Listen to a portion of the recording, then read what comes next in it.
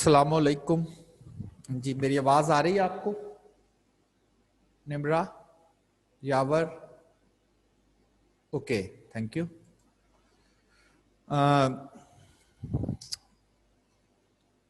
अभी चूंकि क्लास में दो तीन लोग ही, आप दो लोग ही हो।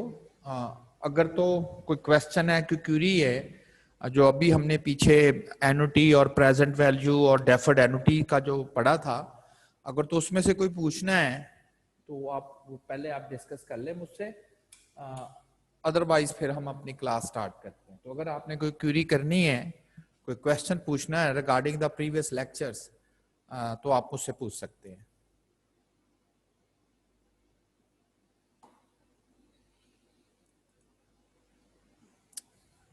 अच्छा, चले, इसका मतलब है कि या तो आपने पढ़ा नहीं है या आपको सारा कुछ आता है, ठीक है ना।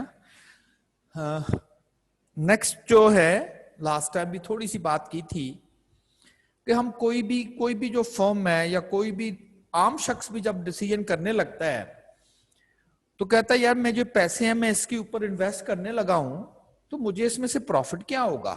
सोचता जरूर है बिफोर टाइम।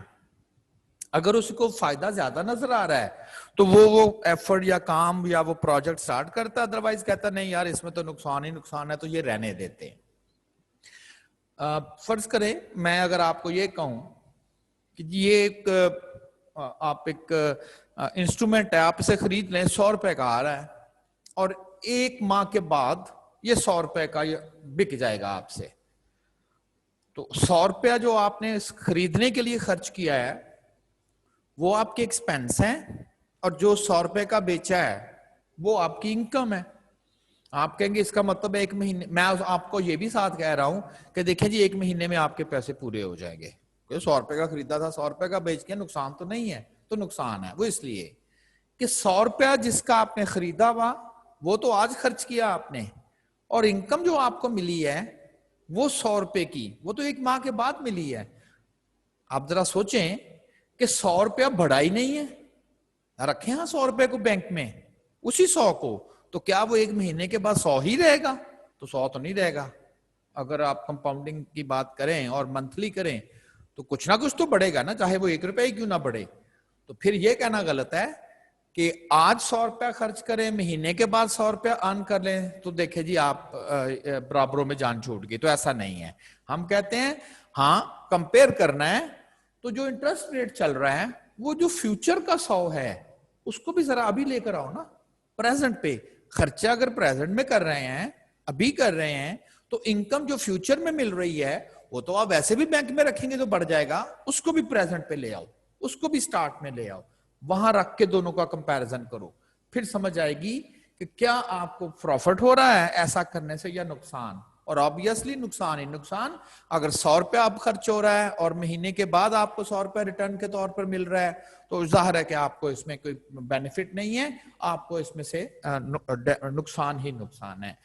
तो इसको हम किसी भी प्रोजेक्ट को स्टार्ट करने के लिए, किसी भी प्रोजेक्ट को स्टार्ट करने के लिए जो हम इनकम खर्च करते हैं उसको टेक्निकली हम आउटफ्लो कहते हैं। वो उस प्रोजेक्ट का आउटफ्लो है, आउट हो गया है यानी कि खर्च हो गया है, वो उस प्रोजेक्ट का आउटफ्लो है। और जो आप लेते हैं यहां से, जो प्रॉफिट वहां से लेते हैं वो उस प्रोजेक्ट की इनकम होगी, इनफ्लो। तो आउटफ्लो और इनफ्लो, जो खर्च हुआ प्रोजेक्ट का वो आउटफ्लो, जो वहां से इनकम आई वो इनफ्लो। करना आप एक्सपेंडिचर और इनकम कह दें बिल्कुल ठीक है, लेकिन चूंकि वो वर्ड इस तरह से आउटफ्लो और इनफ्लो के बोलता तो इसलिए मैं भी वो वर्ड बोल रहा हूं। तो अब थोड़ा सा पहले पढ़ते हैं net present value of a project, NPV. कुछ भी नहीं, प्रेजेंट वैल्यू है बस, हमें आती है। Before a company invest in a physical project they can choose this budgeting method. ये वाला नेट प्रेजेंट वैल्यू का यूज करते कैसे?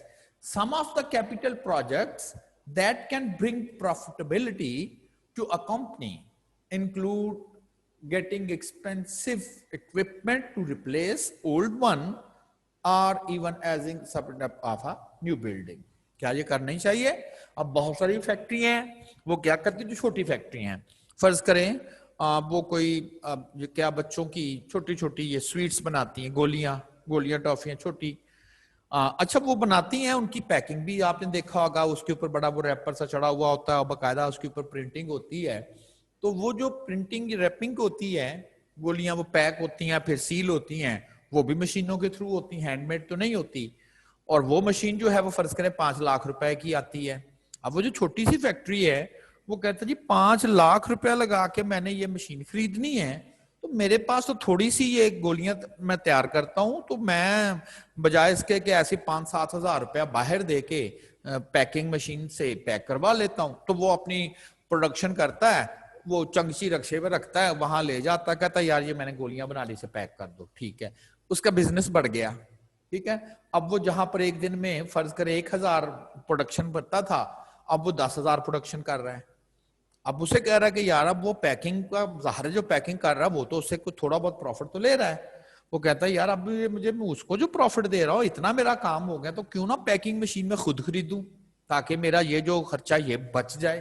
अब इसके लिए ये फायदे में है कि वो पैकिंग मशीन खरीदे, पहले उसके लिए ये फायदे में था कि वो वहां से ले रहे।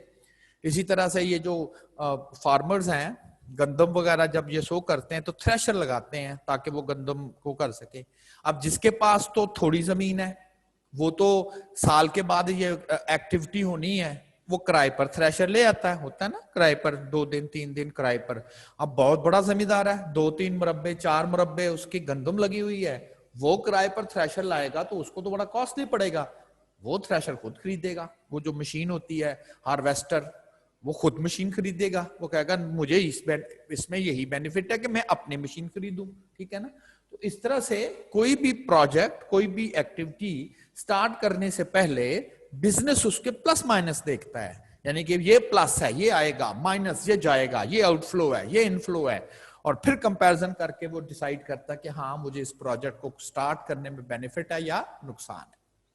अब पॉजिटिव एनपीवी यानी कि खर्चे कम है और प्रॉफिट ज्यादा है। A positive NPV indicates the earning generated by a certain project exceeds the anticipated cost of investing in it, कि इतनी का कॉस्ट लगेगी लेकिन इतनी अर्निंग है, तो पॉजिटिव है तो इसका मतलब हमें बेनिफिट है। If the NPV is positive, the company should invest in the project since it is likely to be profitable. A negative NPV indicates a net loss. A company should therefore consider only the capital investment that have positive NPV values and disregard the rest.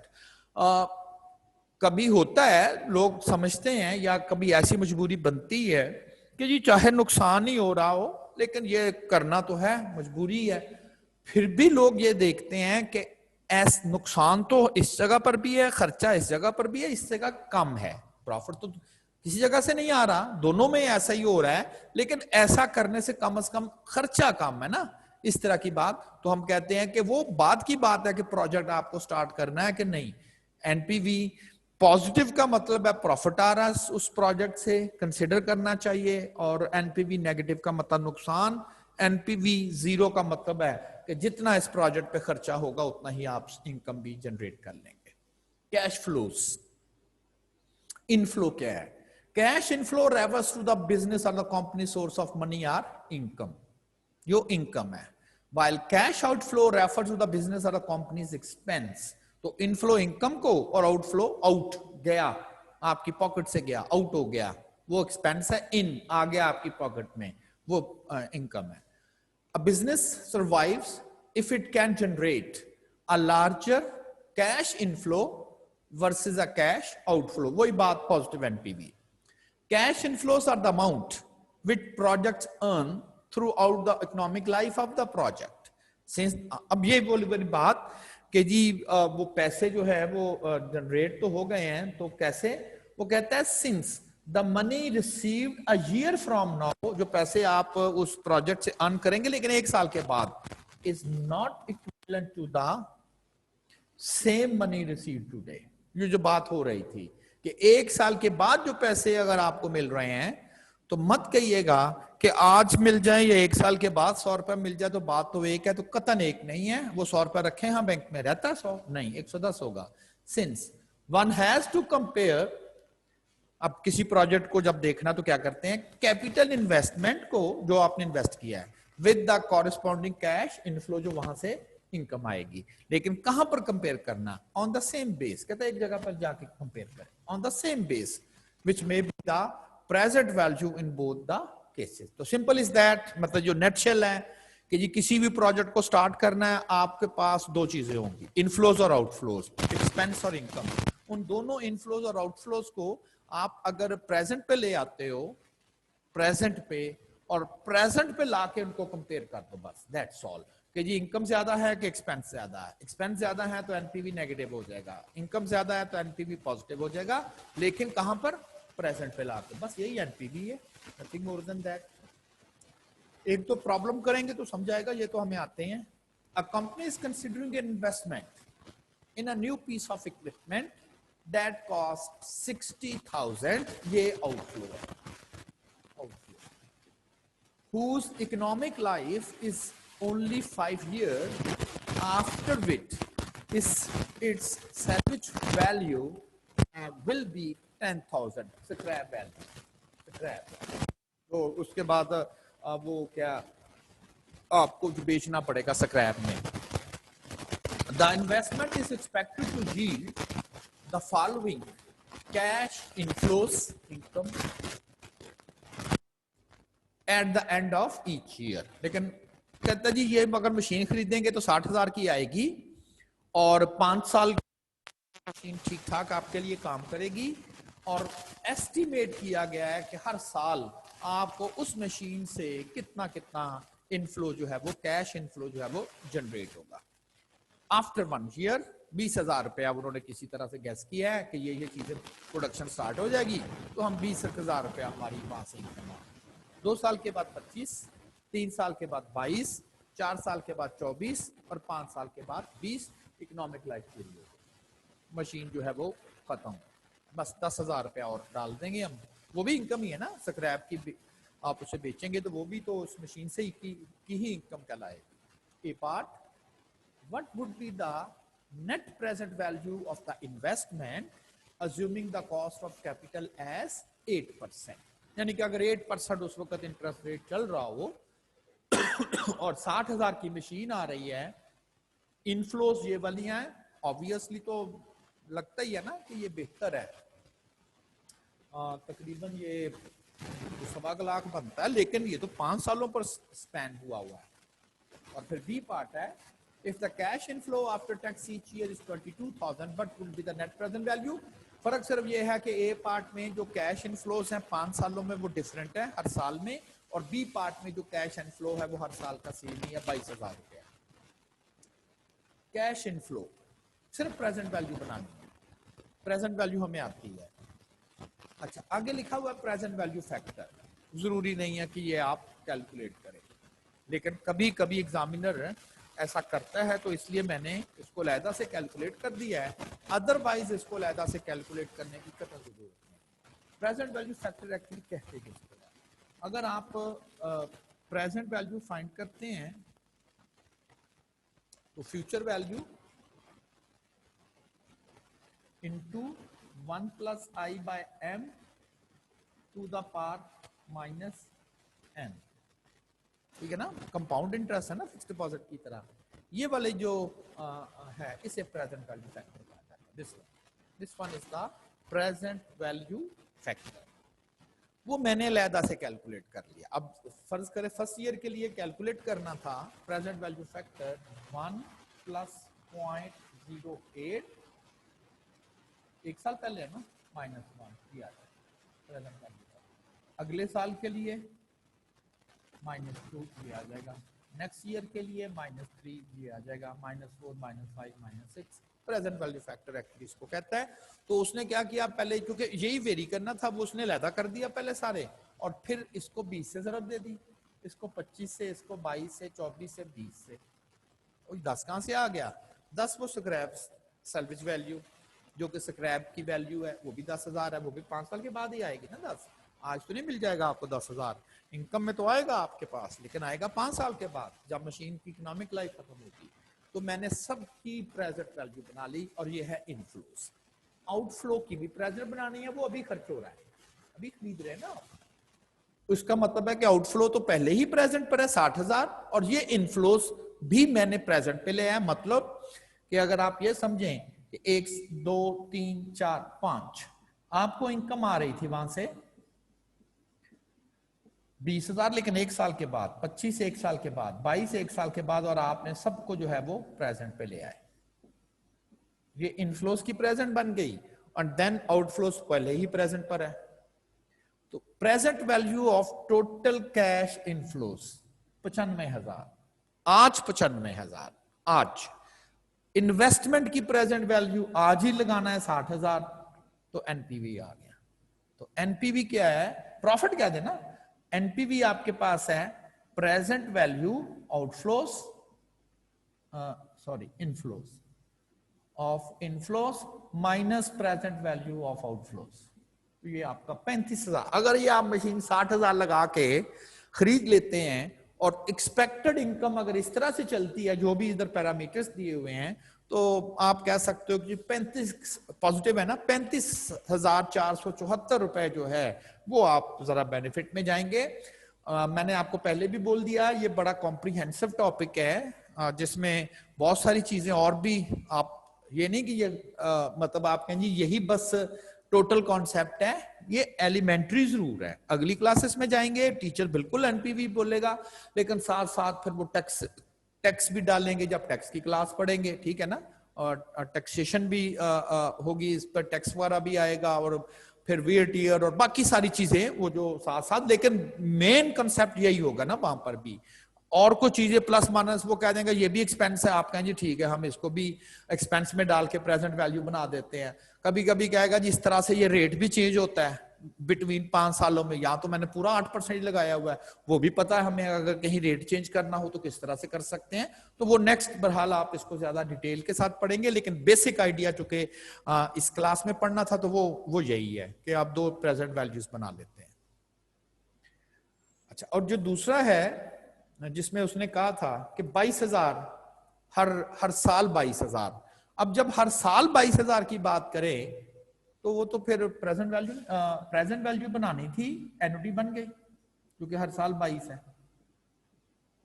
ऐसे भी कर सकते हैं जैसे मैंने किया है ना, तो वही प्रेजेंट वैल्यू फैक्टर बना लेते, लेकिन क्यों टाइम वेस्ट करें, हमें आइडिया हो गया कि इक्वल अमाउंट है 22,000 और हर साल वो खर्च कर रहा है, इनकम आ रही है, तो एक ही दफा उसकी प्रेजेंट वैल्यू, तो ये तो आ गई 22,000 फॉर 5 ईयर उसकी प्रेजेंट वैल्यू।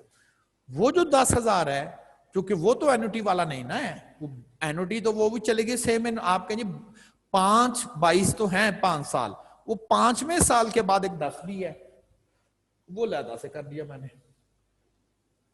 टाइम सेव किया इससे कि बजाय इसके कि हर एक की लहदा करता, वो एनुटी बनी हुई थी, और ये जो है लहदा से 10,000 है, इसका 5 साल पहले प्रेजेंट बना लिया, तो इस सूरत में आपको 94,645 बचेंगे। यानी कि अगर वो कभी 20 कभी 25 कभी 22, तो उस सूरत की जो प्रेजेंट वैल्यू बनती है एनफ्लो की वो 95, और अगर तमाम सालों में 22 ही बने तो फिर इस हिसाब से 94, तो बेनिफिट तो दोनों में ही हमें जो है वो एनपीवी का हो रहा है, उसमें जरा 1,000 कम हो रहा है ऐसा तो, लेकिन बहरहाल दोनों में, और ये आपके एग्जाम का भी प्रॉब्लम था। SN Corporation is considering the purchase of a machine. The management is considering the purchase of one of 2 machines. अब दो मशीनों में उन्हें डिसीजन करना है, ये खरीदे, each of which cost 50,000, आप ये दोनों 50 की ही हैं। Capital investment is considering to be 8%, कहता जी उसके 8% इंटरेस्ट रेट चल रहा है, and cash inflows is considered to be, कहता जी अगर आप मशीन पी खरीदेंगे, machine P, cash inflow for P और क्यू, ये 2 मशीनें हैं, तो देन पहले साल के बाद 15,000 रुपया उस मशीन पी आपको प्रॉफिट जनरेट कर देगी, फिर 10, फिर 25, फिर 15, फिर 10, और ये 5 साल तक, बस उसके बाद शायद वो मशीन खत्म हो गई, यानी कि उसकी इकोनॉमिक लाइफ खत्म हो गई। As compare to machine Q ये हर साल ही 16,000, लेकिन 6 साल तक, 6 साल तक जो है वो 16,000 रुपया चलता है। ये 10 पता नहीं क्या, ये आगे भी पढ़ते हैं। The estimated life for machine P is 5 year, इसीलिए वो 5 साल के बाद आगे वो नहीं चला कि 5 साल तक की बस उसकी लाइफ है। Is for 5 years and machine Q is for 6 year, इसलिए वो 6 साल तक उसका प्रॉफिट चला है और उस मशीन की लाइफ 5 है तो वो 5 साल तक चला है। Machine P will have no scrap value, यानी कि मशीन पी ऐसी है कि अगर वो खत्म, उसकी इकोनॉमिक लाइफ खत्म होती है तो वो कोई भी उसको नहीं खरीदता, ऐसे कह लें, उसकी कोई स्क्रैप वैल्यू नहीं है। But Q will have a scrap value of 10,000, लेकिन मशीन क्यू ऐसी है कि अगर वो आप खराब हो गई और आप अगर मार्केट को सेल आउट में भी जाओगे तो फिर भी 10,000 की वो बिक ही जाएगी। Which machine to be purchased, decide करना है कि कौन सी मशीन जो है पी और क्यू, कौन सी इसमें से खरीदें। अब एक्सपेंस 50 है दोनों का, इनफ्लोस दोनों के अलग-अलग दिए हुए हैं, तो हमें प्रेजेंट वैल्यू बनानी आती है। पहले हम पी के लिए बना लेते हैं। Machine P cash inflow 15-10, 25-15-10, scrap value नहीं है, 5 साल पूरे हैं। और present value of cash inflow, इस दफा मैंने वो प्रेजेंट वैल्यू फैक्टर लहदा से नहीं कैलकुलेट किया, लेकिन नोट करके लिख दिया, बस ये लहदा कर दें तो ये प्रेजेंट वैल्यू फैक्टर है। 60,139 रुपए, खर्चा कितना, 50,000। कब है, अभी है, अभी। और इनफ्लोज अभी आते हैं 60,139, तो एनपीवी ऑफ मशीन पी आ गई। Present value of inflow minus present value of outflow 10,139। Machine Q NPV, इसका जो कैलकुलेट करना प्रेजेंट वैल्यू वो एनुटी से कर ले। 6 साल की एनुटी की प्रेजेंट, ये 6 साल की प्रेजेंट वैल्यू ऑफ एनुटी 6 साल के लिए, लेकिन इसकी स्क्रैप भी है और 6 साल में मिलेगी आपको स्क्रैप वैल्यू। वो 10,000 6 साल पहले ले आए, इस हिसाब से 80।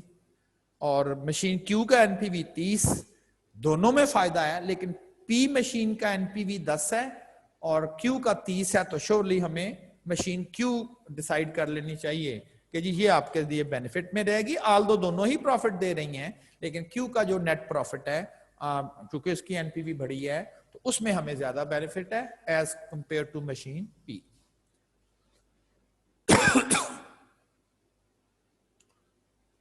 Pakistan bank limited is considering the 2 alternatives. जैसे वो पी और क्यू मशीन खरीदने में 2 अल्टरनेटिव्स थे, ये भी कोई बैंक है और इसके अल्टरनेटिव्स हैं either to install an electronic computer, या तो वो खरीद लें, कितने का, 900,000 का आता है, और आई रेट फॉर ₹30,000 पर मंथ, या रेंट पर ले लें 30,000 पर महीने के हिसाब से।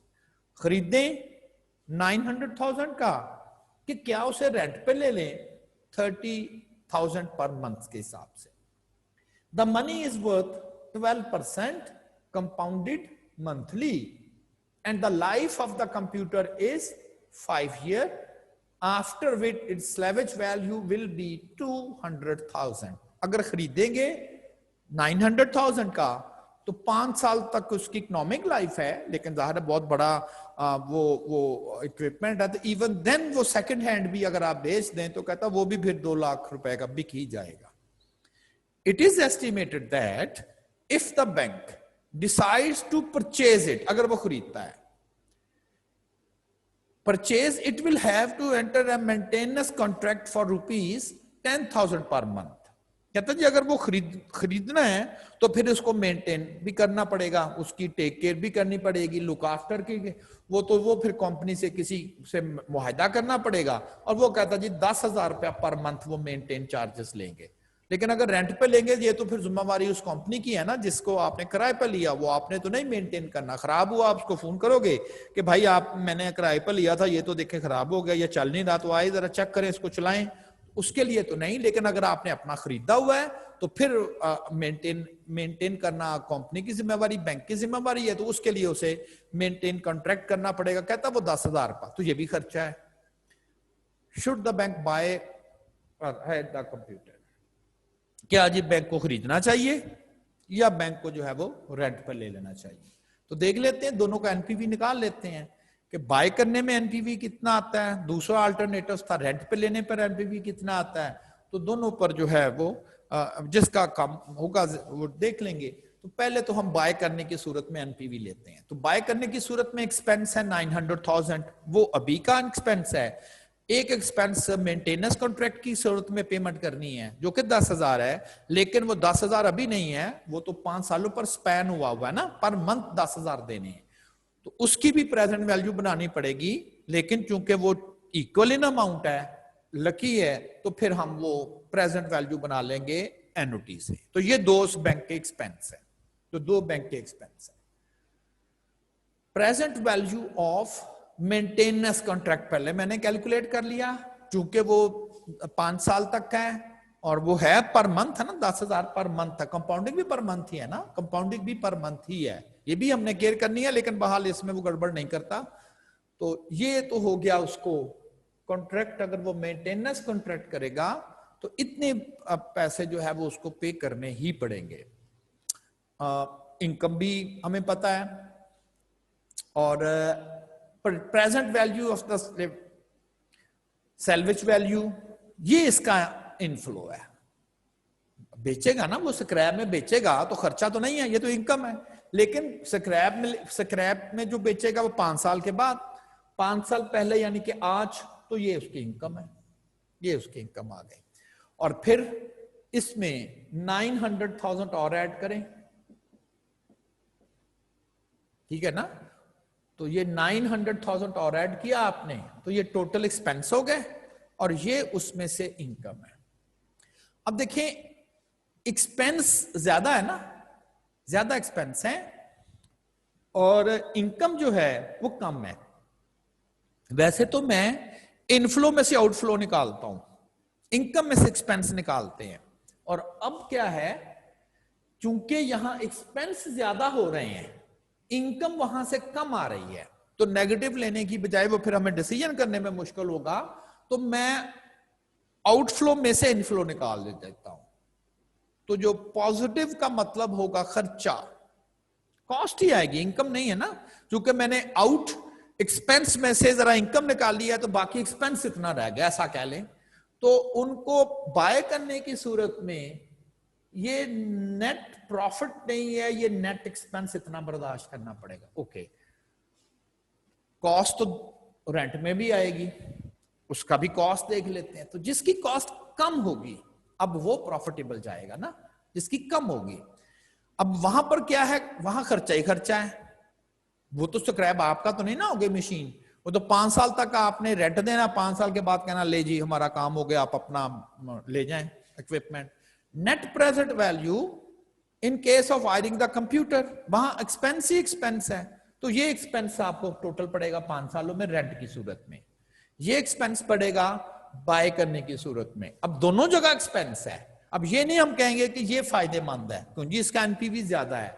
नोट किया ना मैंने कि ये इस वक्त जो एनपीवी आ रहा है वो दोनों जगह एक्सपेंस ही आ रहा है, प्रॉफिट नहीं है। पिछले में तो कहा था मशीन इसका एनपीवी ज्यादा है, मैंने इस वक्त इसको उलट किया हुआ, इस तरह उलट किया हुआ है कि दोनों जगह खर्चे ही खर्चे हैं। वहां जो है वो 12,39,000 खर्च करना पड़ेगा, यहाँ 13,48,000 खर्च करना पड़ेगा। तो बाय करने में मुझे फायदा है, तो हमने डिसाइड कर लिया है कि बाय करने में फायदा है। तो बी केयरफुल, अगर आपको एक्सपेंस नजर आ रहे हैं कि ये बड़े हैं, इनकम कम है, तो दोनों जगह एक ही काम करें, एक्सपेंस में से इनकम निकाल लें, दोनों खर्चे आ रहा है। वो कहते हैं ना प्रॉफिट नहीं है तो फिर देखें दोनों खर्चा ही है, कॉस्ट ही है, तो कॉस्ट किस में कम है वो डिसीजन करें जिसमें नुकसान कम हो। तो यहां पर हमें जो है वो बाय करने में कम खर्च करना पड़ेगा, तो हमें बैंक को जो है वो बाय ही कर लेना चाहिए। तो वो शुड बाय। ये एग्जाम में क्वेश्चन आया था और लेंथी है थोड़ा, लेकिन अगर 3 नंबर का है तो मेरा तो ख्याल है कि सफिशिएंट है, आ जाना चाहिए। ये एग्जाम में भी बहरहाल आया था।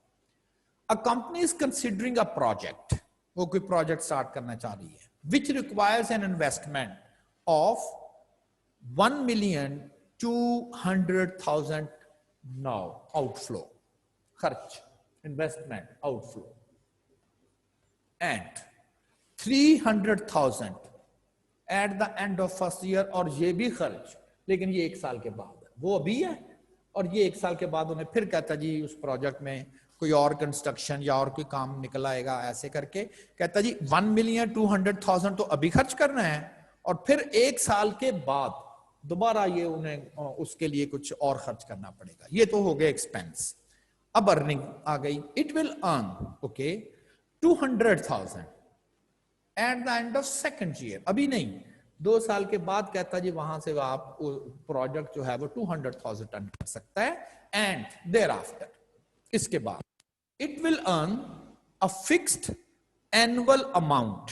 मतलब फिक्स्ड एनुअल अमाउंट का मतलब है हर साल वो एक अमाउंट अर्न करेगा, लेकिन है फिक्स। उधर था ना जैसे मैंने कहा था हर साल 16,000 रुपया से इनकम आएगी, तो यहां पर भी कह रहा है कि फिक्स अमाउंट में वो अर्न करेगा up to the 7th year.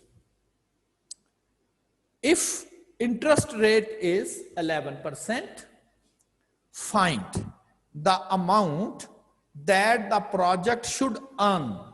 कहता है कितने पैसे उस प्रोजेक्ट को अर्न करने चाहिए एनुअली, जरूर कमाने चाहिए। कहां से कहां तक जरूर कमाने चाहिए? From year 3 to 7। वो इसलिए कि देखिए 2 साल के बाद तो उसने कह दिया ना कि 2 साल के बाद तो इतनी इनकम आएगी, और उसके बाद यानी कि 3rd year, 4th, 5th, 6th और 7 उसके बाद एक फिक्स अमाउंट से वहां से इनकम उसको मिलेगी, फिक्स अमाउंट से इनकम मिलेगी। कहता है if the company desire to earn a net present value, earn कमाना चाहती है कि हमारा एनपीवी 100,000 हो, तो आपने बताना है कि कितनी कितनी इनकम और उस कंपनी को कमानी चाहिए 3 से 7वें साल के दरमियान कि उसकी नेट प्रेजेंट वैल्यू 100,000 हो जाए। यानी कि इस क्वेश्चन में आप ये कह लें कि एनपीवी दिया हुआ है, हाँ एनपीवी इस वक्त दिया हुआ है वो 100,000 होना चाहिए। एनपीवी दिया हुआ है तो वह पूछ क्या रहा है? वो इनकम पूछ रहा है, और लकीली इनकम वो कह रहा है फिक्स ही है, सेम ही है। यानी कि ये नहीं है कि वो कह रहे जी 3 साल के बाद कितना, 4 साल के बाद कितना, 5 साल के बाद कितना। वो कहता है फिक्स, लेकिन कितनी होनी चाहिए वो इनकम कि उसका एनपीवी 100,000 बन जाए। अब NPV present value outflow minus present value inflow, इनमें से आउट, ये, और ये उसने बता दिया 100,000। तो इनफ्लोस और आउटफ्लोस की प्रेजेंट वैल्यू माइनस करेंगे, आउटफ्लोस की प्रेजेंट वैल्यू बनाएंगे, इनफ्लोस की एक प्रेजेंट वैल्यू तो बन जाएगी, दूसरा आपने बताना है वो एनुटी की फॉर्म में बनेगी। हाँ, क्योंकि फिक्स्ड है ना, कितनी आर फाइंड करना है। एक्चुअली आप ये कह लें कि हमें आर फाइंड करना कंसर्न है। Present value of cash outflow, मैंने पहले आउटफ्लो की प्रेजेंट बनाई, ये अभी है, अभी नाउ, और ये 1 साल के बाद है, प्रेजेंट वैल्यू आ गई, तो आउटफ्लो की तो present value. Present value of cash inflow, जो एक ये वाला इनफ्लो है, अभी एक है, अभी और भी है, और भी इनकम आनी है 2 ईयर बिफोर, तो ये तो वो आ गई। अब बाकी जो कैश इनफ्लो, जो उसने क्वेश्चन हमसे पूछा था कि कितनी कितनी वो अमाउंट अर्न करे 2 से लेके 7 साल, from year 3 two year 7, 2 to 7 नहीं, 3 to 7, क्योंकि 2 साल बाद के बाद तो आ गई। Let the amount required to earn each year for 5 year, 3, 4, 5, 6, 7। तीसरे साल कितनी कमाए? 1। चौथे साल कितनी कमाए? 2। पांचवा 3, छठा 4, सातवां 5, 5 साल हो गए। तो कितनी कहता वो कमाए कि उसका एनपीवी 100,000 हो जाए। ठीक, अब आर मालूम करना कंसर्न है, और मैंने इसे प्रेजेंट वैल्यू बनाया है। ये बताना है ना आपको, ये पुराना बताना है आपको कि जी इसकी प्रेजेंट वैल्यू बनानी है। अब इसमें आर तो मालूम नहीं है, वही तो बताना है, तो मैंने उसकी जगह एक्स कह दिया कि चले जी इनकम एक्स है, यही हमने बताना है। बाकी मैंने यहां पर देखें लिखा हुआ डेफर्ड एन्युटी। कल भी हमने डेफर्ड एन्युटी का कंसेप्ट पढ़ा था कि ये डेफर्ड एन्युटी। अब ये डेफर्ड एन्युटी क्यों है? ये डेफर्ड एन्युटी इसलिए है कि वो जो उसने इनकम अर्न करनी है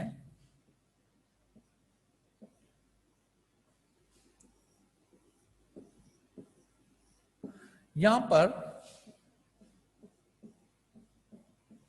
प्रेजेंट वैल्यू बनानी है यहां पर, तो इधर तो नहीं है ना इनकम, ये एक्स तो नहीं है ना इधर, और प्रेजेंट वैल्यू आपने बनानी है तो ये this one is the deferred period, this one is the deferred period. यहां से 7 साल की एनुटी, 7 में से 5 साल एक्ट, 2 साल डेफर्ड, प्रेजेंट वैल्यू बन जाएगी। बस इसमें आप समझ लें कि यही एक चीज थी ये, तो ये बन गई present value of inflows, deferred annuity.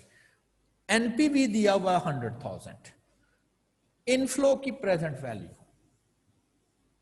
एक ये थी और एक ये वाली है, ठीक है ना, प्लस कर दिया, minus present value of outflow, ये आउटफ्लो माइनस कर दिया, इज इक्वल टू 100,000। कैलकुलेटर पे फीड कर दें, जो कुछ आप सिंपली थोड़ा बहुत कर सकते हैं वो कर लें, बाकी सारा कैलकुलेटर पे फीड कर दें, एक्स आ जाएगा कि जी अगर वो कंपनी जो है वो 469,366 रुपीस पर ईयर अर्न करे तीसरे से 5वें 7वें साल में, हर साल 5 साल इतना ही अर्न करे, लेकिन कौन से 5 साल, तीसरे से 7वां, तो कहता है फिर जाके उस कंपनी का जो एनपीवी है वो 100,000 हो सकता है। ये अब एग्जाम में आया था। एक तो चूंकि जाहिर है कि इसमें डेफर्ड एनुटी का कॉन्सेप्ट था, इसलिए भी शायद एग्जामिनर ने उसको क्वेश्चन पूछा था। तो कोई अर्निंग तो हो रही है अब बल्कि आपसे पूछ रहा है कि कितनी अर्निंग करे कि उसका एनपीवी 100,000 बने, लेकिन वो जो अर्निंग आपसे पूछी जा रही है वो है तो एनुटी, चूंकि उसने कहा फिक्स है, लेकिन वो स्टार्ट हो रही है तीसरे साल, यानी कि 2 साल के बाद, तीसरे साल से लेके 7वें साल में।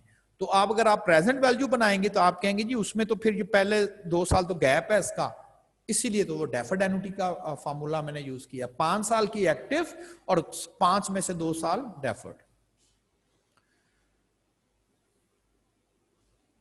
चले, ये तो एनपीवी का कॉन्सेप्ट हो गया। एनपीवी का, अगर एनपीवी में इंटरेस्ट रेट पूछ ले, अब देखें ना, पहले प्रॉब्लम था उसने सारा कुछ दे के एनपीवी पूछा आपसे कि जी इसका एनपीवी, जो पहली 2 एग्जांपल थी कि जी मशीन पी का एनपीवी क्या है, मशीन क्यू का एनपीवी क्या है, तो हमने डेटा से एनपीवी कैलकुलेट किया।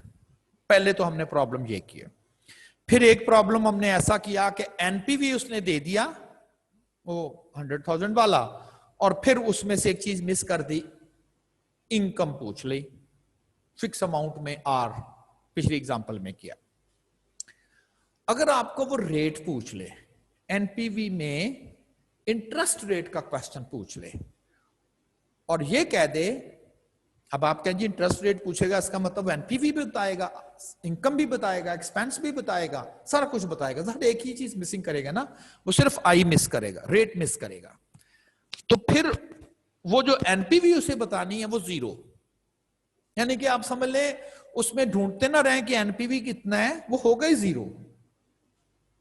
तो फिर क्वेश्चन ये बन गया कि क्वेश्चन आपसे पूछा जाएगा कि कितना इंटरेस्ट रेट हो, कितना इंटरेस्ट रेट आपको इस प्रोजेक्ट से मिले कि नेट इनकम 0 हो जाए, यानी कि ना फायदे में हो ना नुकसान में। एनपीवी यही होता है ना, नेट प्रॉफिट कह दे, प्रॉफिट कह दे, अगर आप कंफ्यूज किए जा रहे हैं तो एनपीवी इज नेट प्रॉफिट। ऐसा इंटरेस्ट रेट जो नेट प्रॉफिट को 0 कर दे, वो फाइंड कैसे करना है। और टिपिकली ऐसा इंटरेस्ट रेट जो नेट प्रॉफिट यानी कि एनपीवी को 0 कर दे, इंटरेस्ट रेट कह दे ठीक है, लेकिन उसे कहा जाता है internal rate of return, NPV, internal rate of return, IRR, internal rate of return, IRR। Internal rate of return that is IRR is the discount rate. आप डिस्काउंट रेट याद है ना कि जब आप प्रेजेंट वैल्यू बनाते हो तो इंटरेस्ट रेट को हम डिस्काउंट रेट का वर्ड बोल देते हैं, और चूंकि यहां पर प्रेजेंट वैल्यू ही बनाना कंसर्न है तो इसलिए discount rate. Internal rate of return is the discount rate, interest rate कह दे, at which the net present value of an investment becomes zero. NPV zero हो जाए, सिंपल इज दैट। ऐसा interest rate जिससे जो NPV को zero कर दे, यानी कि ऐसा इंटरेस्ट रेट जिसमें उस प्रोजेक्ट को करने में ना फायदा है तो नुकसान भी नहीं है, उसको हम, उस इंटरेस्ट रेट को हम कह देते हैं ये आईआरआर है।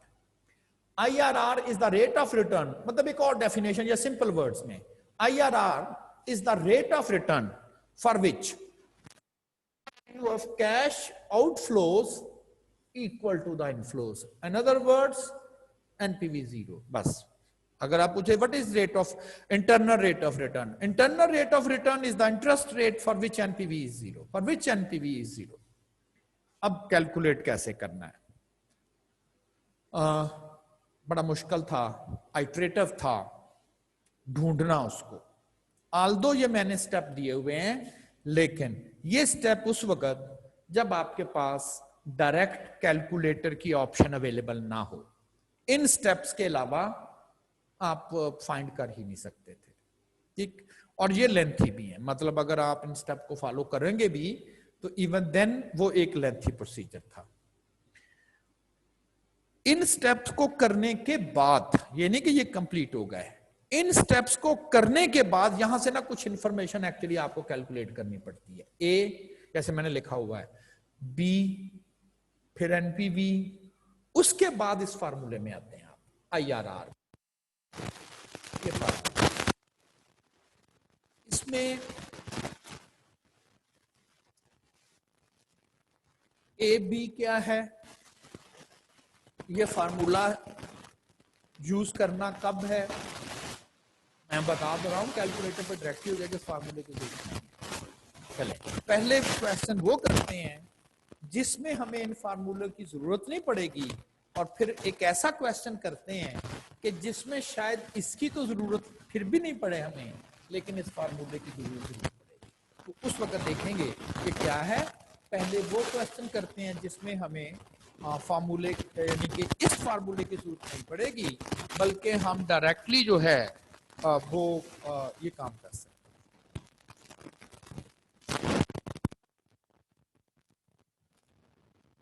सर आवाज थोड़ी सी खराब आ रही है, मतलब ज्यादा। आज को क्या हो गया है? सर आवाज खराब हो रही है।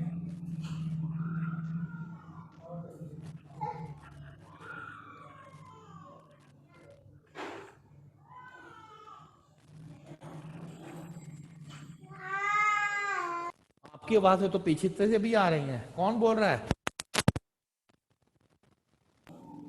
सर वो मैं ना बाहर वाली साइड पे, तो वो बाहर से आवाजें आ रही हैं। बाहर से आवाजें आ रही क्या?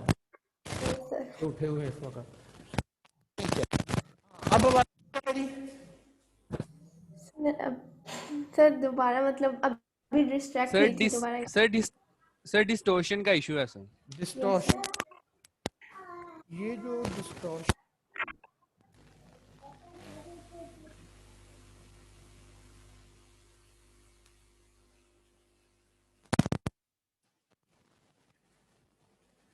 अब उसी तरह से है कि अब थोड़ा बेहतर है?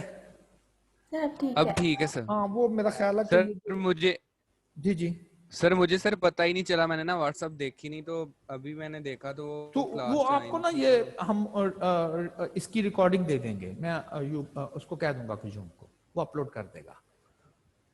Okay sir, thank you. वो अपलोड कर देगा, और फिर अगर कोई क्वेश्चन आपको स्टिल आपका रहेगा ना, तो फिर आप मुझसे पूछ लीजिएगा, लेकिन ये अपलोड मैं करवा दूंगा उसको, क्योंकि टोटल 4 ही पार्टिसिपेंट, बल्कि 3 है, आप ही आए हो, बाकी तो आया भी कोई नहीं है, तो वो मैं अपलोड करवा दूंगा आपको। तो सर ये लास्ट वाली जैसे 2 करवा जिसमें हमें एनपीवी कैलकुलेट करना है, लेकिन उसके लिए हमें इस फार्मूले की जरूरत नहीं है। वो कैसे करना है? फिर एक ऐसा प्रॉब्लम जिसमें हमें इस फार्मूले की जरूरत होगी, तो वो कैसे हमने करना है? तो पहले तो हम करते हैं कि जिसमें हमें इस फार्मूले की जरूरत ही नहीं रहे। If cost of a project is 5 million, ये आउटफ्लो है उस प्रोजेक्ट का। इनफ्लो ड्यूरिंग 3 years, 3 इनफ्लोज दिए हुए हैं। आईआरआर फाइंड करना है। अब देखना आईआरआर, आपने क्या फाइंड करना है? आईआरआर वो क्या है? इंटरेस्ट रेट फाइंड करना है। इंटरेस्ट रेट फाइंड करना है। आप कहें जी क्या क्या दिया हुआ है? एनपीवी दिया हुआ, कहां दिया हुआ है? भाई आई आर होता ही वो है जो एनपीवी को जीरो करे। बस आपने क्या करना है, एनपीवी का फार्मूला लिखना है जिसका मकसद क्या है, present value of outflow minus present value of inflow, उसमें से आई निकाल देना, वही आई आर आर है, एनपीवी को जीरो कर दे। For I R R present value of outflow must equal to present value of inflow. अब आउटफ्लो कितना, 5 मिलियन, कब है, अभी है, तो ये तो आ गई present value of outflow is equal to present value of inflow. अब प्रेजेंट वैल्यू का फार्मूला याद करें, क्या है, future value 1 plus I by M to the power minus N.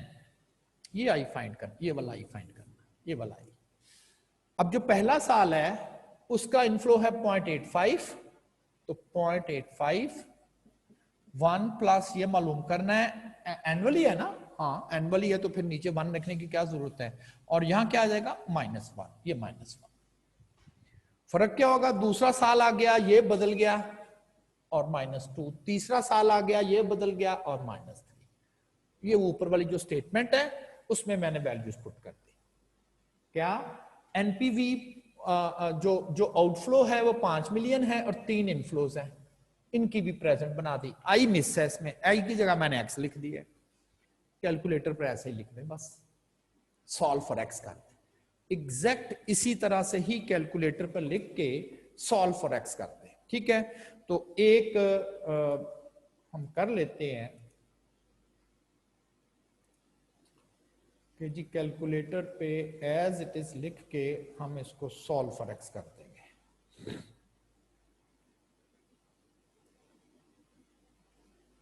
जी, तो 5 इक्वल 0.85, अच्छा ब्रैकेट लगा लेंगे ना, सॉरी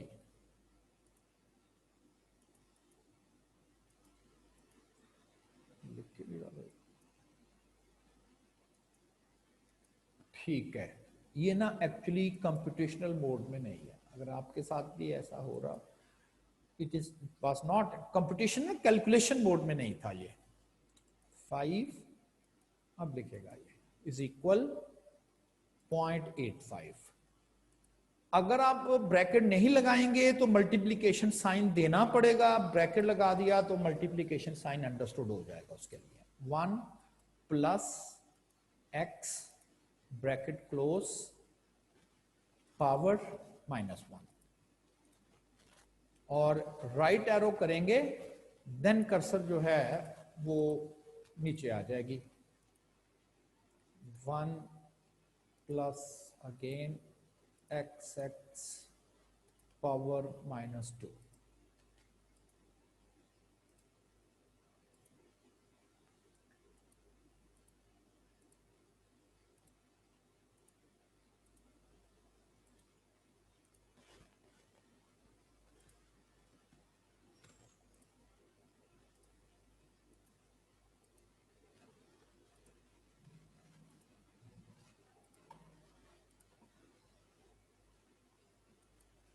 ये कंप्लीट हो गया एंड देन शिफ्ट सॉल्व, चाहे शिफ्ट सॉल्व, ये आंसर नहीं है, इक्वल टू ये आंसर, मल्टीप्लाई 100 17.64, ठीक है ना। जितनी देर मुझे लगी मैनुअली, ये नहीं बड़ा मुश्किल है, इतनी जगह तो एक्स आ रहा है, कोई एक जगह है। अगर आप इसको, मैं वैसे थोड़ा सा हम इसको देख बात कर रहा हूं कि अगर इसको मैनुअली करना हो, जब करेंगे नहीं, दैट वाज द टफ, वो इसलिए टफ था कि 5 क्या हो गया,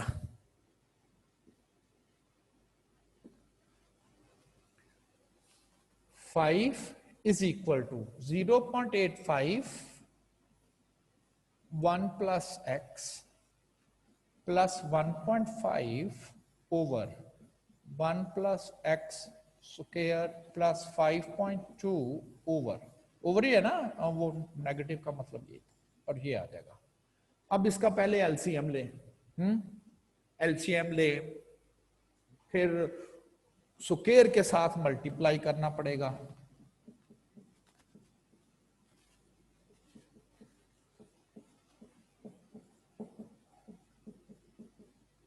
1.5 into 1 plus x plus 5.2।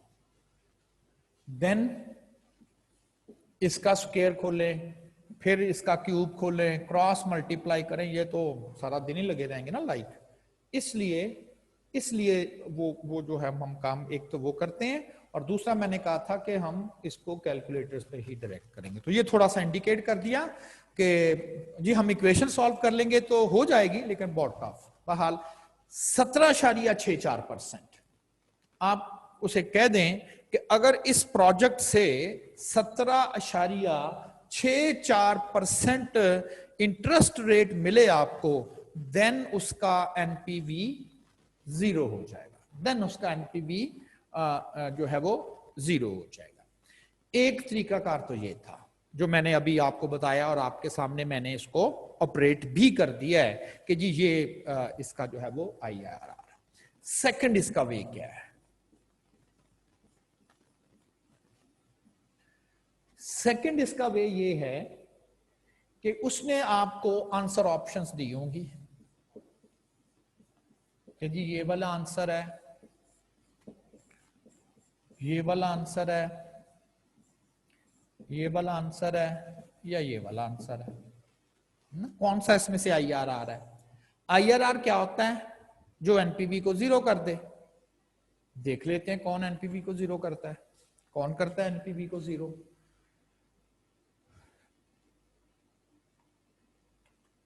अब हमें लेफ्ट साइड तो पता है 5 है, लेफ्ट हैंड साइड वो 5 है। राइट हैंड साइड कौन सा इंटरेस्ट रेट इस राइट हैंड साइड को भी 5 कर देता है? ऐसा ही है ना। अब चूंकि मैंने x की वैल्यू कैलकुलेटर से नहीं कैलकुलेट करवानी, बल्कि x की वैल्यू कैलकुलेटर को खुद प्रोवाइड करनी है डिफरेंट, तो फिर याद है ना, अब आप कैल करवाएंगे, लेकिन ऑप्शंस चूंकि आप खुद दे रहे हैं तो वो आप टर्न बाय टर्न एक ही साइड उसकी लिखेंगे जिसमें आपने x की ऑप्शन उसको पुट करवानी है।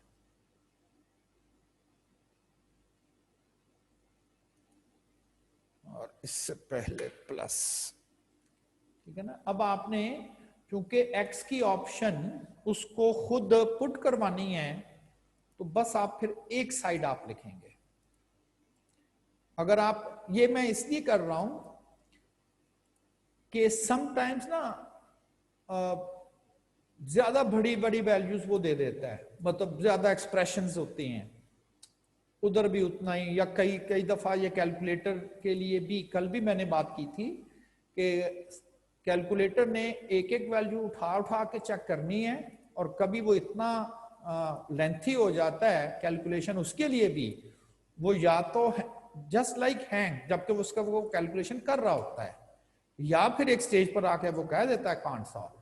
इसलिए ये मैं एक्सरसाइज कर रहा हूं जिसको आप मैं कहता हूं रिवर्स सॉल्व। भी हमने ऐसा एक्स ढूंढना है जो सोल्यूशन है ना, राइट को लेफ्ट साइड के बराबर कर दे। लेफ्ट साइड 5 है, वो कौन सी ऐसी एक्स की वैल्यू है जो राइट साइड को भी 5 कर देती है? तो चले, मैं पहली ऑप्शन यूज कर रहा हूं 15.5, और इसको जाहिर है कि आपको डेसिमल्स में लिखना है, तो 0.155। अब चूंकि मैंने x कैलकुलेट नहीं करवाना, x की वैल्यू खुद दे रहा हूं ना, तो इसके लिए हम कहेंगे कैल्क। वो कहेगा क्या x की वैल्यू रखनी है? मैं कहता हूं x की वैल्यू तुम रखोगे 0.155, 15.5%, 0.155, और बताओ जरा क्या आएगा? 5 तो नहीं आ रहा, 5.235 आ रहा, लिख लें आप 5.235, ये तो नहीं है, 5 नहीं है। और अब इक्वल टू प्रेस करेंगे तो वो फिर आपसे x की वैल्यू पूछेगा, इक्वल, वो कहेगा और भी कोई x? हाँ देखा ना, उसने खुद कहा कि अब और कोई x बताओ। अब हम कहेंगे 0.1764, 0.1764 ये x है, तो अब उससे हम उसका आंसर पूछ रहे हैं। वो कहता है 5.00044, तो ये भी नहीं है। 5.00044 और ये भी नहीं है क्योंकि 5 नहीं है ना, ये 5 नहीं है।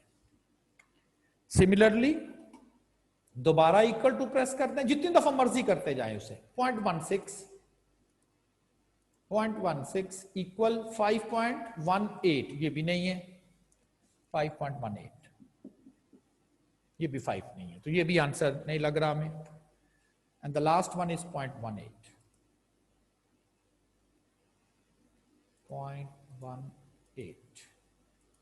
4.9624 ये भी नहीं है। 4.9624 ये भी नहीं है। अब ये वो चीज है जो मैंने स्टूडेंट को बताई और उसने कहा जी इसमें से कोई भी आंसर जो था वो उसके बराबर नहीं आ रहा था। बिल्कुल ठीक है।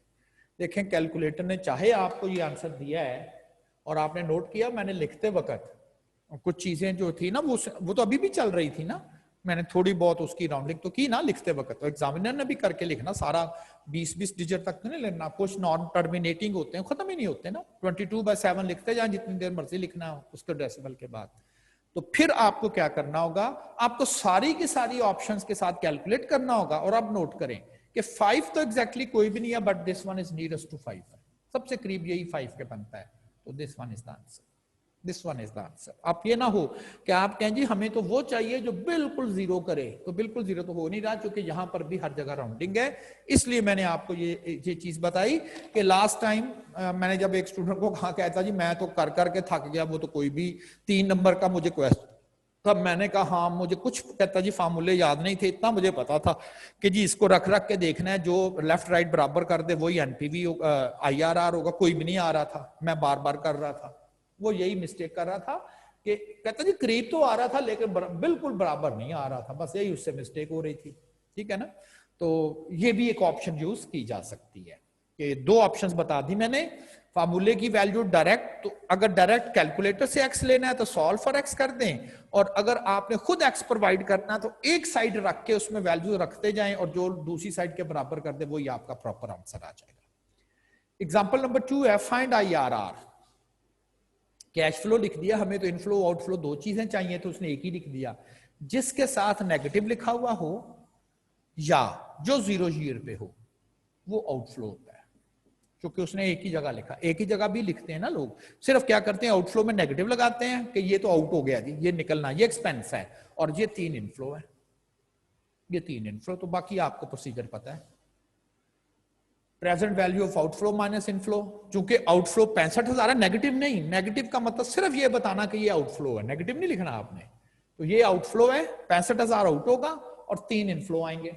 उसी तरह से -1 -2 -3 and then solve for I. हाँ ये भी थोड़ी सी आप अकलमंदी दिखाएं पहले ही, यानी कि अगर आप फीड कर लें, देख लें क्या सिंप्लीफिकेशन हो सकती थी। ये 1000 से तीनों डिवाइड नहीं हो सकते थे, तीनों। आप कहने 1000 इधर से भी कॉमन आ गया, इधर से भी कॉमन आ गया, तो फिर लिखते वक्त आपको ना वो 0 0 0 वाली ऑप्शन से जरा थोड़ा आप जल्दी लिख पाएंगे ना, वरना 0 कम ज्यादा कर दिया तो वो भी गड़बड़ हो गई। लिखने के बाद देखा कि राइट में भी 1000 कॉमन है, लेफ्ट में भी 1000 कॉमन करके 1000 से डिवाइड करे ना, ताकि वो आपकी एक्सप्रेशन कम रह जाए। तो 65,000 की बजाय 6500, 2700, 31 और 15, तो ये जरा जल्दी आपसे फीड हो जाएगा।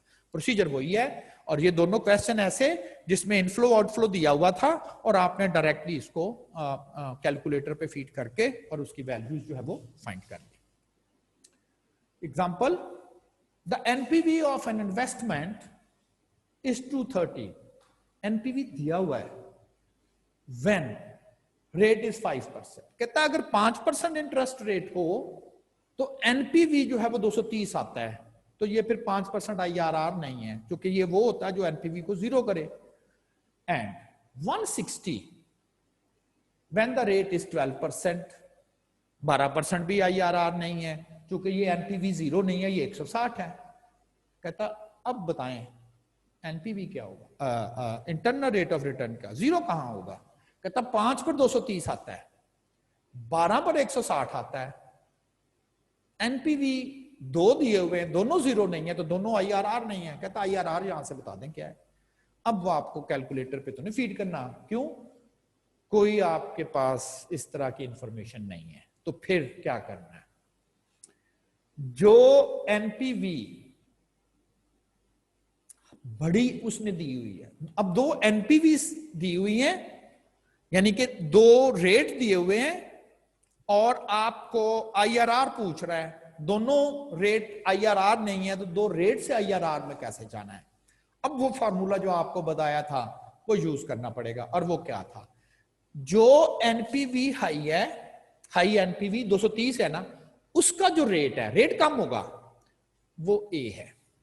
यानी कि ऐसा रेट जो बड़ी एनपीवी का हो उसे ए कह दें, और जो छोटी एनपीवी आए, चाहे नेगेटिव ही क्यों ना, नेगेटिव भी आएगी ना, नेगेटिव भी आ सकती है, उसके रेट को बी कह दे और वो हमेशा बड़ा होगा।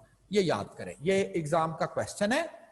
क्या है, there is a negative relation between NPV and a discount rate, interest rate. देखें, एनपीवी 230 थी, इंटरेस्ट रेट 5 था, एनपीवी कम होगी ना, कम होगी, 160 पे चलेगी, रेट बढ़ा, तो इनके दरमियान रिवर्स रिलेशन होता है। अब वो बहुत ज्यादा उसको डेप्थ में जाने की जरूरत नहीं हमें इस वक्त, कि जी बताया भी जा सकता है कि वाई ये ऐसा ही होता है, लेकिन वो कोई 10-15 मिनट इसके ऊपर सर्व करने पड़ेंगे और फिर नतीजा यही निकलेगा कि yes there is a reverse. तो बस इतना 1 मार्क क्वेश्चन हम याद रखेंगे फिलहाल कि there is an inverse relation with NPV and the discount rate, यानी कि रेट बढ़ेगा तो एनपीवी कम होगा, एनपीवी बढ़ेगा तो रेट ज्यादा होगा। बस इतना ही हमारे लिए काफी है।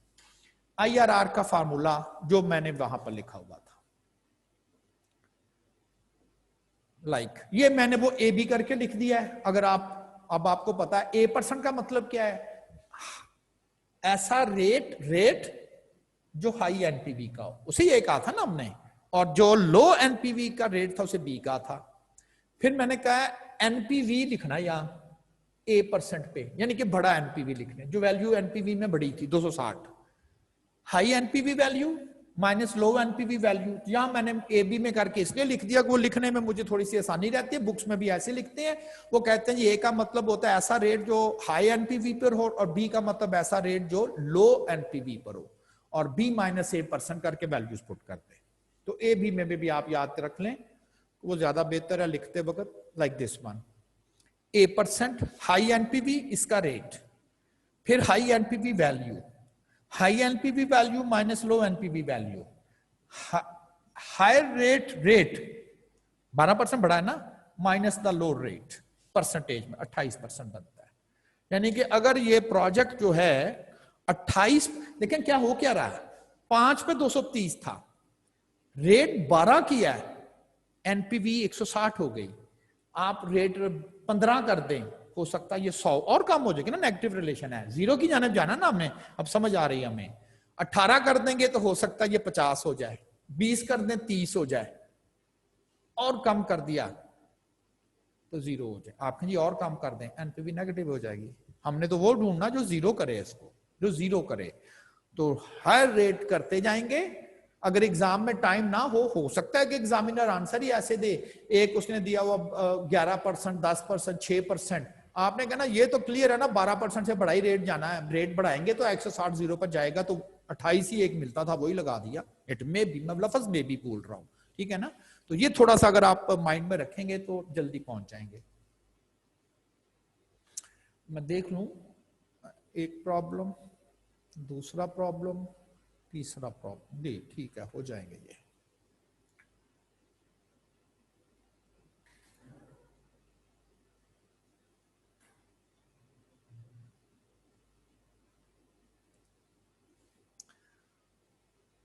Find the discount rate at which present value of inflows, ये inflows ही हैं, of both the companies are same। ये IRR नहीं पूछ रहा, IRR तो वो होता है जो एनपीवी को 0 करे, वो ये नहीं कह रहा, ये एक कंपनी का डेटा ही नहीं है, जो 2 कंपनी है। अब वो कह रहा है कि क्या डिस्काउंट रेट हो, यानी कि इंटरेस्ट रेट क्या हो कि दोनों कंपनी की जो इनफ्लोज है, इनकम ही है, उसकी जो प्रेजेंट वैल्यू है वो सेम हो जाए। सेम यानी क्या, ऐसा रेट जो प्रेजेंट वैल्यू जो है, present value for company A is equal to present value for company B. ये आउटफ्लो और इनफ्लो नहीं है, अगर ये आउटफ्लो इनफ्लो होता तो फिर वो IRR ही था, और फाइंड रेट कहता, फाइंड आई, ये क्वेश्चन है। It is not IRR, it is not NPV। ये मैं आउटफ्लो इनफ्लो का कंपैरिजन तो नहीं कर रहा, ये दोनों इनफ्लो ही हैं लेकिन दो कंपनियों के हैं, वो भी कमाई कर रहे हैं, वो भी कमाई कर रही है। कहता है कितना रेट हो दोनों की कमाइयां बराबर हो, ये क्वेश्चन है। तो क्या करें? Find the interest rate for which present value of company A is equal to present value of company B। Present value का बस लगा दे दोनों साइड पर, इज इक्वल इक्वेशन बनी हुई है।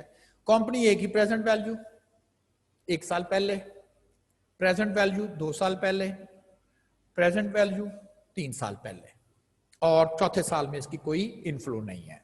लेकिन दूसरी साइड पे कंपनी बी है, उसकी 4 इनफ्लोज है। ऐसे ही कैलकुलेटर पे रखना पड़ेगा आपको, ऐसे ही रख दें।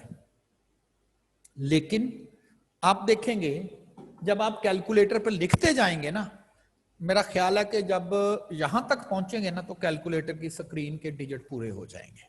लिखता तो नहीं जाएगा ना, जैसे आप कंप्यूटर पे लिखते हैं टेक्स्ट, लाइन पूरी हो जाती ना तो अगली लाइन में आप खुद ऑटोमेटिकली चले जाते हो। तो कैलकुलेटर पे 2 लाइनें नहीं है, 1 लाइन। हाँ, वो जो टेक्स्ट लिखी जाती है वो लेफ्ट पे स्क्रॉल होती जाती है, लेकिन फॉरएवर नहीं होती, वो भी रुक जाएगी। कभी इत्तेफाक नहीं ना हुआ आपको इतनी लंबी एक्सप्रेशन लिखने का, तो ये खत्म हो जाएगी, स्टक हो जाएगा, की आगे नहीं चलेगी। तो डायरेक्टली तो फीड हो ही नहीं सकता ना, ये बात तो कंफर्म है। आप अपने काम को भी शॉर्ट कर लेंगे, वो कैसे? अब सब डेटा उठा के एक साइड पे ले जाए, सब डेटा उठा के। अब मैं सिर्फ एक एक्सप्रेशन आपसे कर रहा हूं, जैसे फर्स्ट लिखी हुई है 600 1 प्लस x माइनस 1, और ये भी वही है, ठीक है ना। तो आप इसको तो वैसे काट दें, आपने कहा ये दोनों तो एक जैसी हैं। दूसरी की बात कर लेते हैं, और इस साइड से क्या आएगा, -750 इंटू 1 प्लस x माइनस 2। जाहिर है दोनों कंपनियों का साल साल का चल रहा है तो दोनों। इसके बाद क्या करें, 1 प्लस x माइनस 2 कॉमन, हाँ, और इस 900 से 750 माइनस कर दिया तो ये 150 बच गया, ये वाला। इस तरह से मैंने सारी सिंप्लीफिकेशन की हुई है। ये वाली टर्म इसके साथ ये इस साइड पर आया हुआ है, तो 1 प्लस x माइनस 3 कॉमन है, 1200 में से 850 आपने माइनस कर दिया, 350 बच गया। अब वो जो ये वाली टर्म है इसके साथ तो इस वाली है ही नहीं, वो आप वैसे ही। अब लिखते वक्त भी आप क्या कर सकते हो, ये 0, ये 0, ये 0, तो 15, 35, 90, बाकी मेरा ख्याल मैनेज हो जाएगा। तो ये एनपीवी नहीं है, ये IRR नहीं है, ये ऐसा रेट ऑफ इंटरेस्ट बताना है जिसमें दो कंपनियों का प्रेजेंट वैल्यू बराबर इक्वेशन बनी हुई, इक्वेशन सॉल्विंग है ये। लेकिन डायरेक्ट सॉल्व नहीं हो रही, तो मैंने उसके आपको ट्रिक बता दिया कि आप इसको सिंप्लीफाई कर ले, इतने तो इतनी एक्सप्रेशन आ जाएगी, वो इतनी नहीं होगी। अब इसका मतलब है कि 3-3, 4-4 साल का डेटा होता है, वरना तो बहुत लेंथी क्वेश्चन हो जाएगा। तो 3-4 साल का डेटा हो, 4 साल का डेटा, 4-1, 4-1, 8 एक्सप्रेशन तो शायद ना आए, लेकिन सिंप्लीफाई करके 4-5 तो आ जाएंगी।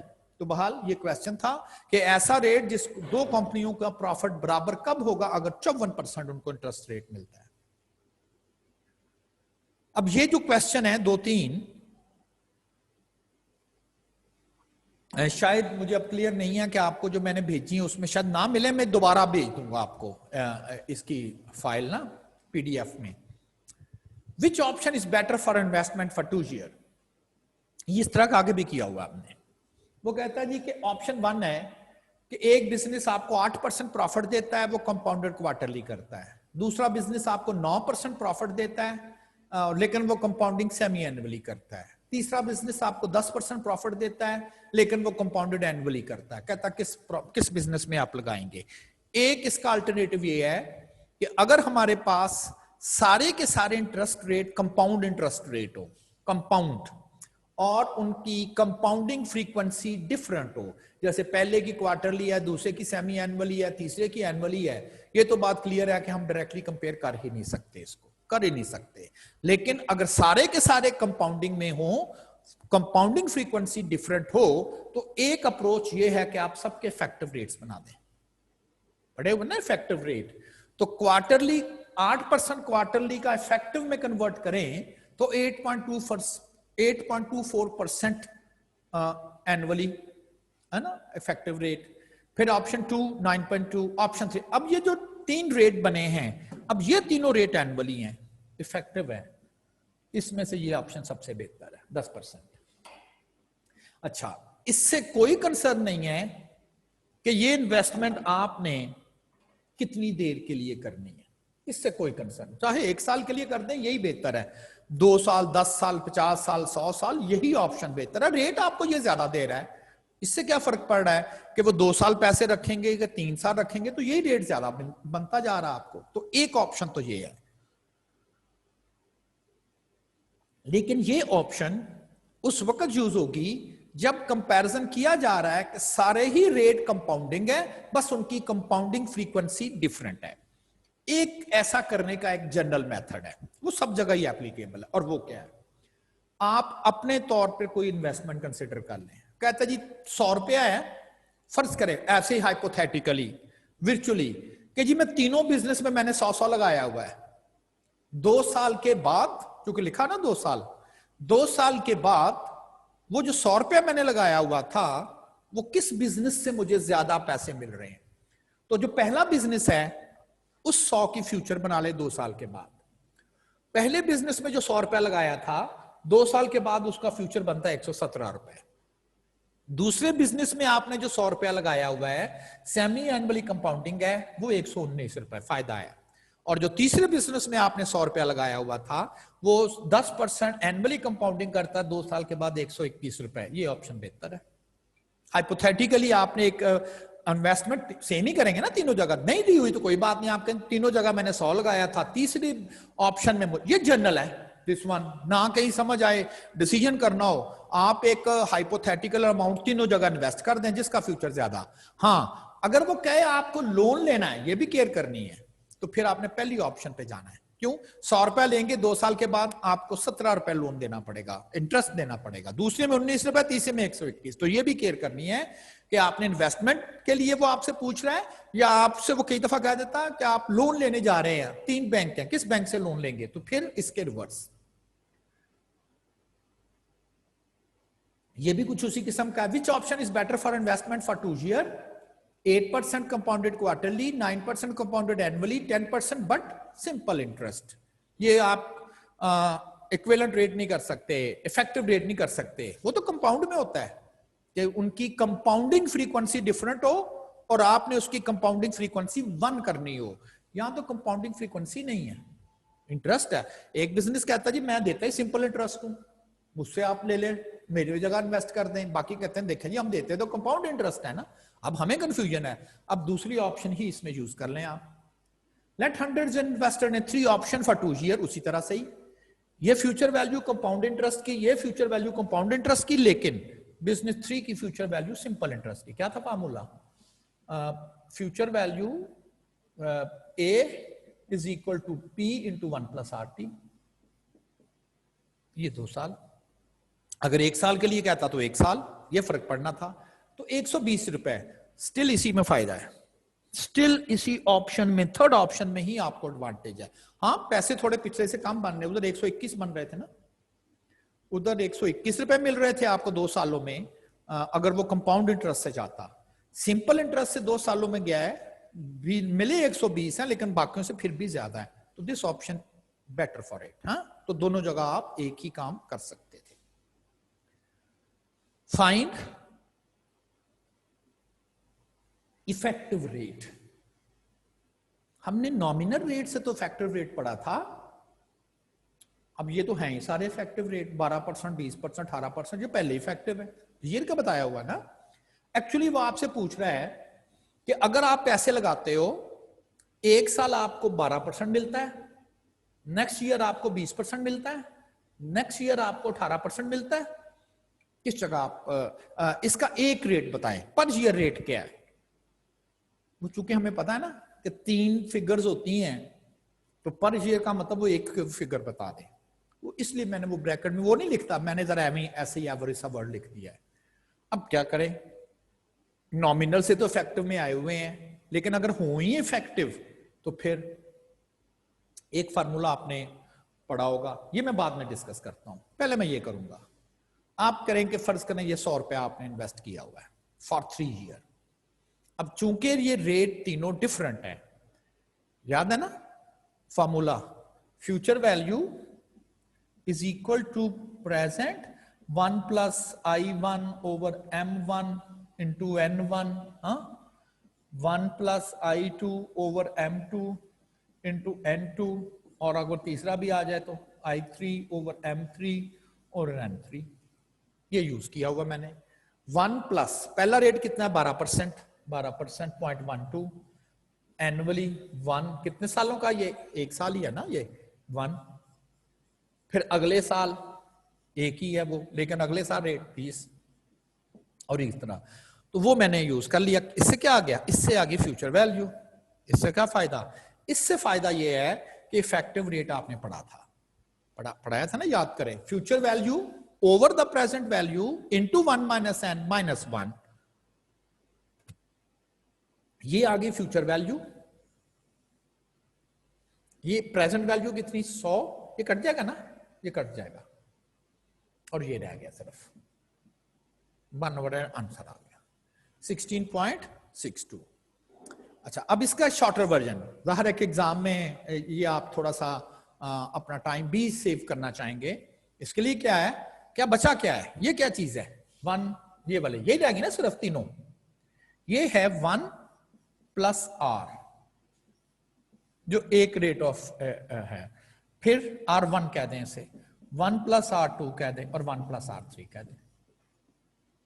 क्या करना है, इसका प्रोडक्ट, याद है ये प्रोडक्ट की नोटेशन है, तो फिर ये फार्मूला बस बचता है, वही आंसर देखें आ गया। तो क्यों अपना टाइम इतना वेस्ट करना हमने, क्योंकि कैलकुलेटर पर हमने करना है और अपना टाइम हमने सेव करना है। तो डायरेक्टली ये वाला फार्मूला कब, जब तीनों ही इफेक्टिव दिए हुए हैं, और अभी हमें वो 3 साल का एक इफेक्टिव रेट हमसे पूछ रहा है। तो सिंपल इज दैट कि वो जो रेट ऑफ रिटर्न्स हैं उनको आप इंक्रीजेस, अगर 3 है तो 3, 4 है तो 4, 5 है तो 5, -1 and then make its product. ये प्रोडक्ट की है तो ये हमारे लिए आसान हो जाएगा, और हम सिंपली उसको जो है वो कैलकुलेट करके and we will get the same answer. ठीक, हाँ, अगर आप याद करें कि नॉमिनल रेट फर्ज करें वो आपको ये कहता है, यानी कि ये ऐसा ही प्रॉब्लम है, कहता है find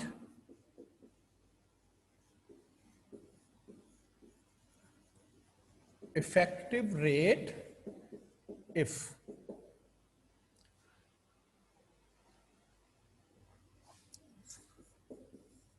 first year 8% compounded quarterly, during the second year 9% compounded semi-annually, during the third year 10% compounded weekly, bi-monthly, 2 महीने के बाद 6 आ जाएगा, bi-monthly। कहता इफेक्टिव रेट बताएं, इफेक्टिव रेट बताएं। फ्यूचर वैल्यू कैलकुलेट कर ले जिस तरह से मैंने की थी। 100 रुपया इन्वेस्ट किया है, 100 रुपया हो गया। पहला रेट है 1 प्लस 0.08 बाय कितना है, क्वार्टरली है ना, 4, और ये 1 साल के लिए है, 1 साल का रेट है ना। अगले साल रेट बदल गया, ये वही चीज मैं यूज कर रहा हूं ना, डिफरेंट रेट ऑफ इंटरेस्ट चल रहे हैं अब, 0.09 सेमी एनुअली, और ये भी रेट 1 साल में चला है, एंड 1 प्लस 0.10 बाई मंथली। महीने में कितनी दफा कैलकुलेशन होनी है, 6 दफा, बाई मंथली 2 माह के बाद 6। ये आपके पास आ जाएगी फ्यूचर वैल्यू। और फ्यूचर वैल्यू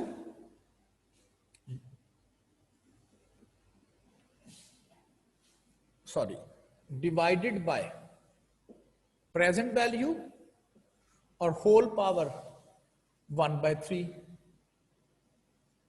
-1, ये फिर इसके साथ कैंसिल हो जाएगा, ठीक है ना।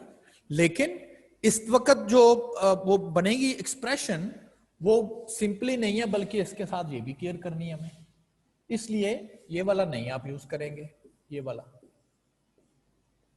बल्कि इसकी जगह आप समझ लें कि ये वाली चीजें आएंगी साथ, ठीक है ना। ये किया हुआ हमने, आप जहां मैंने इफेक्टिव रेट करवाया था ना, वहां पर आप जाकर नोट करेंगे ना, तो ये चीज हमने वहां पर नोट की हुई है। ले जी, मेरी साइड से ये आखिरी में हल 1-2 स्लाइड शायद मैंने रात को बैठ के उसको ठीक किया था, तो ये आप कर लें। और एक आखिरी ऐसे और रह गया, ये मैं आपको कर दूंगा आखिरी में भी 2 स्लाइड या 3 स्लाइड थोड़ी डिफरेंट मिले आपको, उसमें मैंने डायरेक्टली एक फार्मूला तो यूज किया हुआ है, ये वाला दूसरा नहीं यूज किया हुआ। ये भी मैं सेंड कर दूंगा आपको, मैं दोबारा सेंड कर दूंगा, दोबारा मैं सेंड कर दूंगा। और ये भी नहीं मिलेगा आपको, सिंपल है, वो क्या है, you are given the sum of annuity due, annuity due दिया हुआ है, ऑर्डिनरी एंटी पूछा हुआ है, बस ये क्वेश्चन है। याद करें, ऑर्डिनरी एन्युटी का जो सम था, ऑर्डिनरी एन्युटी का जो सम है, मैंने एस क्या हो गया, अब ठीक है, मैंने ऑर्डिनरी एन्युटी का जो सम है उसको ओ लिख दिया ना, ओ लिख दिया, और ऑर्डिनरी एन्युटी का जो सम था वो ये था,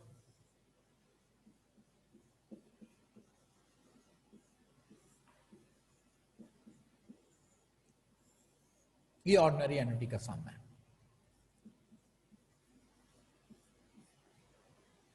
और अगर